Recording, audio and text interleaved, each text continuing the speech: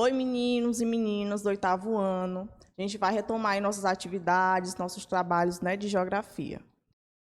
Sou a professora Perlo White, de geografia. A gente vai começar aí um assunto novo, né, que é o capítulo 6, vai falar sobre as migrações, certo?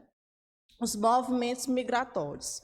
Para a gente começar a saber o que são esses movimentos migratórios, a gente tem que saber o conceito de migração. Primeiro, migração é o movimento ou deslocamento aí de pessoas, né? Pode ser, a gente tem vários tipos de migrações.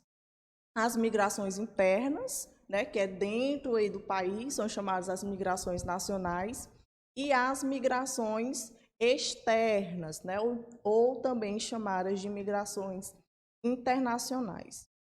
Mas aí o que a gente tem que saber, de fato?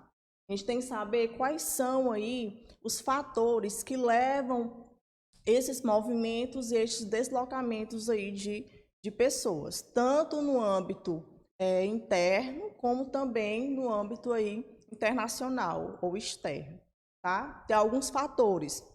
Esses fatores a gente chama de fatores de repulsão, ou seja, que vai afastar essas pessoas, que no caso aí vai fazer com que elas saiam, se afastam aí da sua região, do seu país, da sua cidade, e também os fatores de atração, que são quais são os lugares que vão atrair aí essas pessoas para aquele país, para aquela região, para aquela cidade e por aí vai, certo? No livro de vocês, esse assunto aí tem lá na página 116. É bom que vocês, ao decorrer dessas aulas, tenham em mãos aí o cadernozinho para anotar aí o roteiro e também, lógico, o nosso livrinho de geografia, tá? Aí no livro de vocês tem falando um pouquinho, né? Tem falando aí sobre esses movimentos migratórios, os fluxos migratórios, né? Os principais fluxos migratórios, tanto no Brasil, que vai ser um assuntozinho aí mais para frente, como também os principais fluxos migratórios internacional, tá?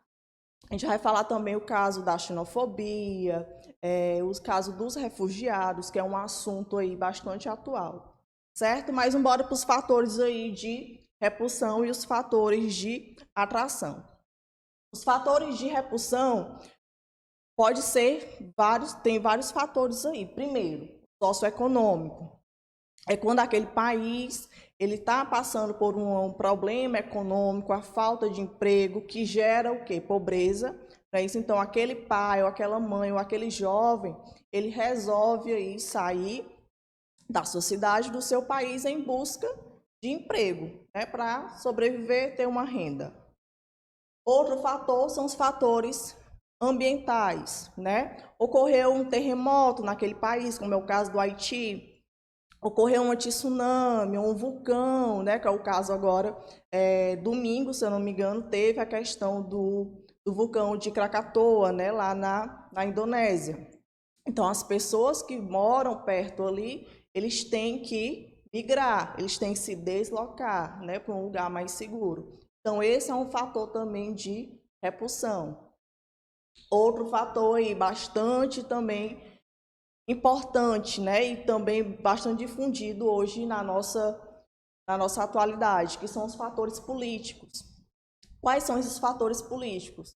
Guerras, perseguições políticas, perseguição de religião e por aí vai, que a gente vê muito aí lá no Oriente Médio, tá?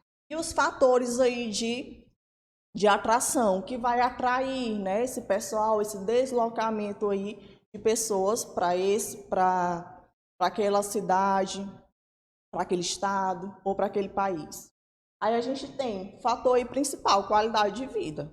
Se eu estou saindo da minha terra natal, eu tenho que ter um atrativo muito bom nessa outra região que eu queira ir, né? Então, um atrativo maior é a qualidade de vida, que aí engloba o quê?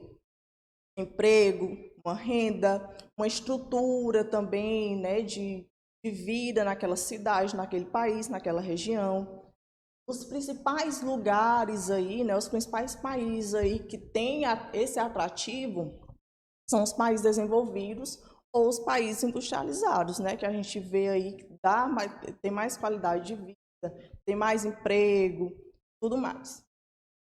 E, óbvio, também entra, né, na qualidade de vida a questão do emprego. Um país onde tem mais indústrias, onde tem aí maior número aí de empregos ou opções aí de trabalho para estas pessoas. Se tem as causas, que são os fatores aí de repulsão, que a gente acabou de ver, e os fatores de atração também, qualidade de vida, o emprego, tem também as consequências. Para isso, a consequência aí dessas migrações.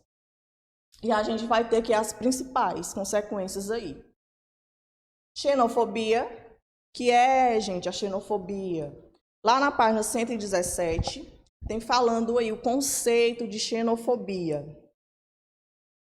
Xenofobia é o ódio a um povo estrangeiro, ou seja, é uma aversão, é um ódio, um preconceito e até medo do estrangeiro, do novo. Isso acontece muito nos países ali da Europa, principalmente de povos vindo ali do Oriente Médio, né? Que eles têm um certo preconceito, que é chamado de xenofobia. Aqui no Brasil também a gente também vê alguns casos de xenofobia, principalmente com a vinda dos haitianos, venezuelanos, que quando chegam aqui no Brasil sofrem aí um certo preconceito. Tem lugares na Europa, tem países na Europa, melhor dizendo, que tem até leis, né? Tem até questões aí que dificultam a entrada desses povos, né? Desses estrangeiros dentro ali da sua região. Então, é um assunto bastante polêmico e eu quero que vocês se atentem aí à questão da xenofobia, certo? Consequência, xenofobia, o aumento ou diminuição demográfica, óbvio, né? Se tem muita gente indo para aquele país, obviamente que vai aumentar aí a densidade demográfica, a demografia daquele país, certo? Então, tem que ter uma infraestrutura aí, política, econômica, social, para receber essa quantidade aí de pessoas que se deslocam para aquele local. Ou também a diminuição, né?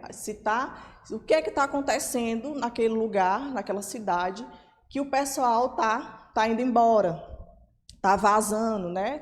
Tá indo embora aí daquela região. Então, principalmente os meios políticos, né, tem que estar pensando aí nessa questão que está fazendo, né, as pessoas ou jovens, idosos, né, saírem aí, migrando aí para outras regiões.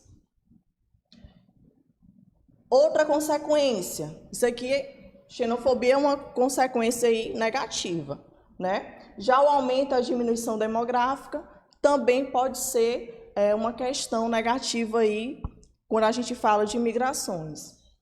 Já as trocas culturais já é um ponto aí positivo, né? O que são essas trocas culturais?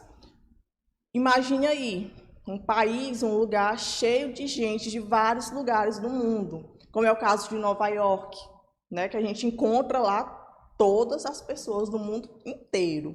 É chinês, é indiano, é japonês, é brasileiro. Então, há uma troca de cultura bastante rica, né? Troca de idioma, troca de tradições, a culinária e por aí vai, certo? Então, essas trocas culturais é um ponto aí positivo para a questão de migração. Já a Acnur é um órgão, né?